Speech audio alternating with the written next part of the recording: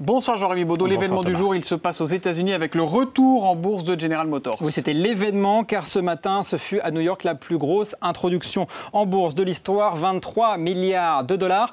Pour en parler, quoi de plus simple d'aller à New York, retrouver notre correspondant Emmanuel Dutheil. Emmanuel, bonsoir. Comment s'est passée cette journée à Wall Street ? Ça a bien évidemment été la journée la plus suivie avec une action qui a clôturé ce soir en progression de 3,6% à la clôture, largement en dessous de ce qui a été les plus hauts de la journée puisqu'on a quasiment touché les 9% à un moment. Mais surtout, il faut voir le symbole avec ce retour de General Motors en bourse. Un symbole tout simplement parce que déjà à la cloche n'était pas une cloche normale ce matin.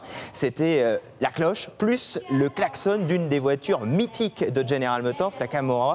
Donc vous voyez déjà dès ce matin, ça jouait avec un New York Stock Exchange totalement bondé. Il faut voir ici quelque chose de très important, c'est que General Motors fait tout simplement partie de l'histoire américaine. Donc ce retour avait une connotation très particulière et ça s'est passé en bourse aujourd'hui de façon extrêmement suivie avec des mouvements très importants. Merci beaucoup Emmanuel Dutheil en direct de New York. Alors Jean-Rémy, à quoi elle va servir cette introduction en bourse ? Elle va servir à General Motors à rembourser ses dettes. Souvenez-vous, en 2008, le groupe General Motors faisait faillite. L'État américain injectait 50 milliards de dollars. Ça lui donnait 61% du capital de General Motors.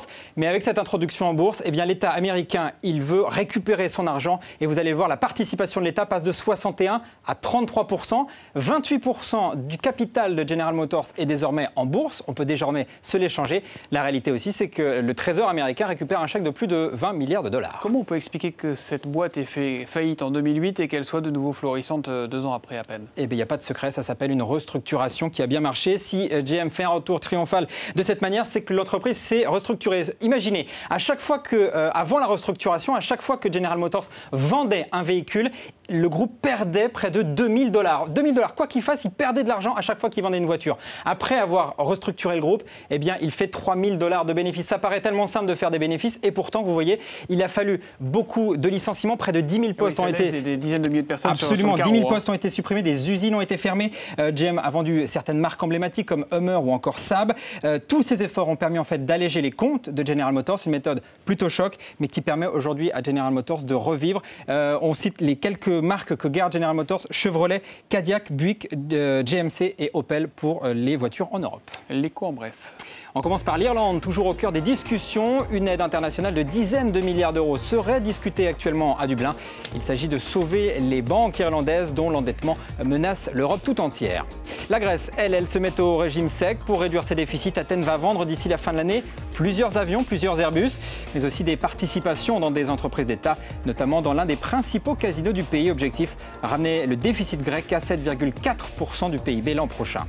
Airbus va demander un dédommagement à Rolls-Royce, une somme qui doit compenser les coûts générés par les problèmes sur les moteurs qui équipent certains appareils A380. On s'en souvient de cet incident de l'appareil de la Qantas. Rolls-Royce va devoir remplacer une quarantaine de moteurs chez 3 compagnies aériennes. Et puis la bourse de Paris, elle profite de l'atténuation des craintes sur l'Irlande. Vous le voyez, le CAC 40 a terminé en fanfare, plus 2%. Et puis le Dow Jones, évidemment, dopé par les actions General Motors. L'écho en plus, c'est un projet qui tombe un peu à plat ce soir. Oui, c'était annoncé comme le projet phare de Carrefour pour relancer les hypermarchés. Ça s'appelait Carrefour Planet, ça s'appelle toujours Carrefour Planet, sauf que les magasins tests n'ont pas été très concluants. Les ventes sont décevantes. Réaction de Carrefour, ce projet est revu à la baisse. Il devait y avoir 120 hypermarchés revus sur ce modèle-là. Il n'y en aura plus qu'a priori 50.